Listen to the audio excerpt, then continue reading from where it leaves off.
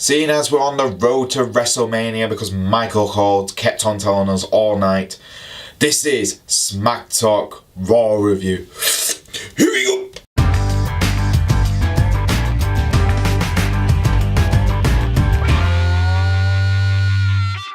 So we started off the show with John Cena cutting off one of his typical WrestleMania promos, and to be honest with you guys, thank God for The Miz, because I like what John Cena's become when he's fighting good wrestlers like AJ Styles, but when he's just doing the typical I'm John Cena kind of routine, it feels like it's 2009 again, and I really don't need to see this because I've seen this for a long time.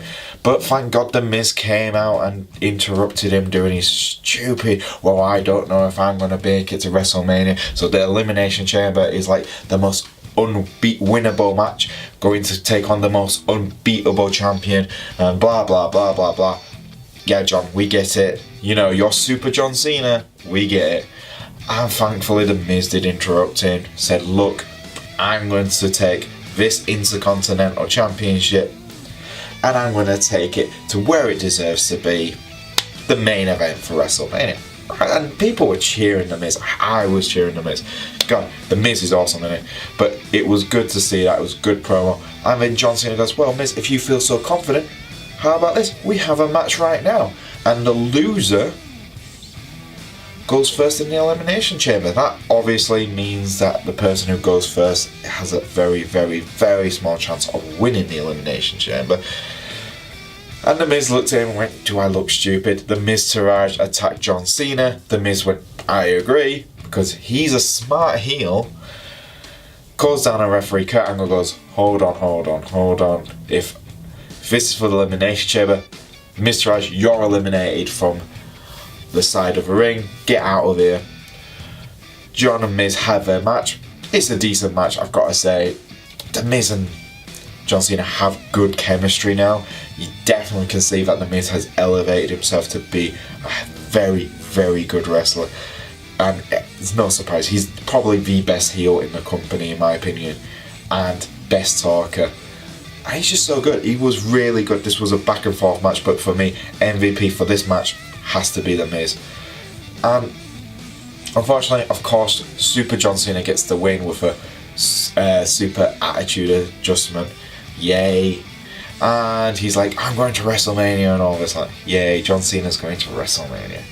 But it was a good opening for Raw. It was a promo / match all in one. So I'm not really going to complain. And The Miz was the highlight of that segment.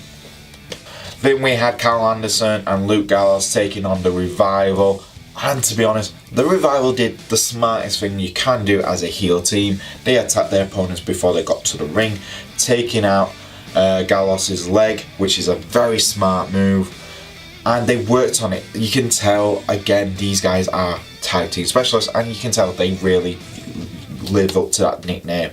And it was a decent match. It wasn't very long. It wasn't a long distance tag team match, which I reckon these guys could go for 30 minutes and have a really decent match. But it's back and forth, winning and losing. It's kind of getting a bit dull from it. Is this going to be a rivalry we're going to see at WrestleMania, or is this just something to build up to Fastlane? Who knows? But hopefully we can move away from it, because I'm sick and tired of seeing, oh, the club wins. Oh, the Revival wins. Ooh, the club wins. Ooh, the Revival wins. It's so back and forth. Right now, I want a bit of momentum, and neither of them are getting momentum from this kind of stop-start booking. Then we had Kurt Angle come out and announce 3 big announcements, really. One, Ronda Rousey is signing her Raw contract at Elimination Chamber pay-per-view. It didn't get much cheers. It got a lot of boos. Did that announcement, surprisingly. And then they talked about Jason Jordan having neck operation. That was a big deal. The fans were cheering that obviously Jason Jordan won't make it to WrestleMania, and you could tell that really did bother Kurt Angle, not as, you know, playing his father on the show, but just as a wrestler, you know, someone who's seen how injuries can really affect someone, and WrestleMania is one of the biggest stages for any wrestler to work at, and him losing that because of injury is not something to cheer for. And I completely and utterly agree with what Kurt Angle said. Look, if you get enjoyment out of watching wrestlers get injured, then you don't deserve to be here. You don't deserve to call yourself a fan. And I completely and utterly agree with that statement, 100%. And then Seth Rollins comes out and says, look, Kurt, I feel sorry for Jason, I really do, but WrestleMania is around the corner, I have no opponent, I need to get to WrestleMania, I want to be Raw, all this. You know, it was a good promo by Seth. And he was like, look, I want to be in the Elimination Chamber. And like, Kurt's like, it's not up to me, it's up to these guys. The fans went mental. And Kurt changed the main event from a Fatal 4-Way to a Fatal 5-Way. Winner takes the last spot at the Elimination Chamber. I think it was a good little promo. I think Seth and Kurt had a good back and forth between the two of them. Good babyface promo. I'm not going to complain too much. Then we had Bayley taking on Sasha Banks, and Bayley was in her hometown, so automatically you always think, oh wait, Bayley's at home, she's definitely going to lose. The last time she was here, she lost the Raw Women's title to Alexa Bliss, so it was kind of like, this, you know, I've got a feeling she could lose. But no, they put on a really decent match. Not as good as their takeover match, but very, very, very good match. Sasha Banks was very heelish in this match, surprisingly. But Bayley was more aggressive, which we've been wanting to see since she's moved up to the main roster. Both women just gave out an outstanding match. Bayley got the win, which was a bigger shock for me than anything. Looked like they were about to hug or something was going to happen, and Nia Jax attacks both women from behind. Nia's interviewed while she's walking up the ramp. She just pretty much, both these women push Asuka to a max, and I just managed to destroy both of them in a matter of seconds. So I doubt that Asuka's going to survive. It's a good little heel promo from Nia Jax, good heel tactic from Nia Jax, and it was a very decent match from both Bayley and Sasha Banks. So no complaints there. I can't wait to see how they evolve this rivalry, because someone's got to turn heel, and I'm hoping it's Bayley. Then we had a tag team match, which was Mandy Rose and Sonya Deville from Absolution taking on Alexa Bliss and Mickie James. Now this is continuing what's going on from last week with these two, and it was a quick match. Mandy Rose got the pin on Mickie James. Absolution used very good heel tactics to knock out Alexa Bliss and to get her out of the ring, while Mandy Rose pretty much destroyed Mickie James. It was a very fast match, and Absolution attacked Mickie James after the win, and Alexa Bliss chased him off somehow. I don't know how that happens, because there's three of them, and it's just let's be honest, it's Alexa Bliss. But it was a decent way, and it continued this like, is Mickie James gonna fall for, you know, Alexa Bliss's I've turned good routine, which we've seen her try and do tons of times. But it wasn't the greatest match, but what it's doing for storylines makes sense. So I'm, you know, not too fussed with this. And we get to my best put moment of the night, Braun Strowman and Elias. Elias came out to introduce his new song, Elimination Chamber Blues.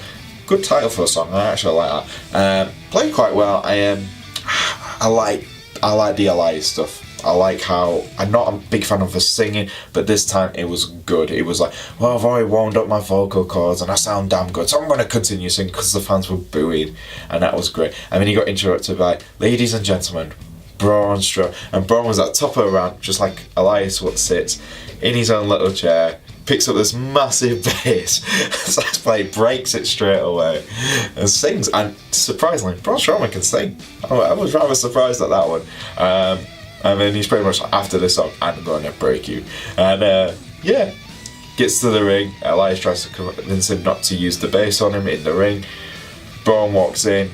Elias tries to attack him. Braun just apps power slam right into the centre of the ring. Elias is trying to crawl away afterwards. The fans are going, again. Picks up the massive bass, just smashes it over him. It's just brilliant. Braun Strowman is the best thing on Raw. No complaints at all. Best segment of the whole show. Then we had Roman Reigns taking on Sheamus. Now I'm just going to say insert a clip from Sheamus and Sheamus taking on Roman Reigns from, let's just say, 2 years ago, because it felt like I've seen this match before, because we have seen this match tons of times. And I guess they have good chemistry, but if you've seen it, it feels like, give it some time to breathe, guys. Jeez Louise, that's all I have to say.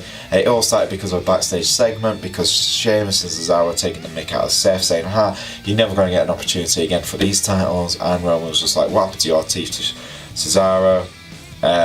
And then he looked at Sheamus and went, didn't you get the medal? You're going to get that too. And it was kind of like, yeah, alright, let's just get on. Roman wins. The end. Not really exciting, but the big dog wins. This moves us on to our main event, which was the Fatal 5-Way.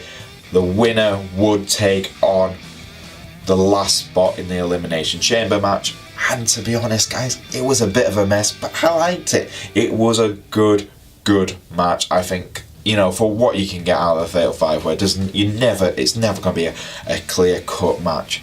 It's never going to be a 5-star match, but what you got out of it is what you do want to see. You want to see a load of big moves, a load of guys crashing into each other, and you want to just see carnage. And that's what we kind of got here.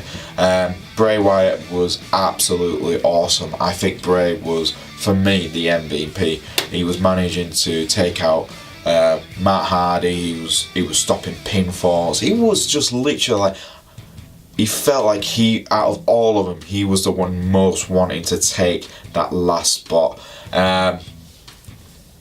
Apollo Crews, the guy has talent. He has so much talent. But again, like I keep saying, there's only so much talent can take you before you get into a brick wall of, but what else has he have to offer? And that was it. He was awesome. He had awesome spots in the match, but didn't really do anything else apart from that. And Seth Rollins and Finn Balor, my God, those guys have got to be the two most talented guys in the whole ring. Even in the company, in Raw in particular, they just have that ability. For what they can do is unbelievable. I think their playbooks are probably apart from Cesaro, those guys probably have the most moves in their playbooks, because it just feels like every time we see them, there's a new move or something we haven't seen in a while coming out, and you go, oh yeah, I remember that. That's such a good move. Why aren't they using that as their finisher? Because these moves are awesome to see. And then you have Matt Hardy. I think the Matt Hardy Bray Wyatt feud, they need to do something now with it, because every single time there's chemistry there, and we're all like, oh, what could we see out of this? I mean, they don't really pull the trigger with it, and I'm just like, is this something they're waiting for WrestleMania? What are we going to get? But at the end of the night, both Seth Rollins and Finn Balor pinned Bray Wyatt. Now this was interesting. So I finished watching that, and the show ended with both Seth and Finn like, well, I pinned him, no, I pinned him, and referee's like, no, you both pinned him, and that was it. Now I had to go I found this out on Twitter.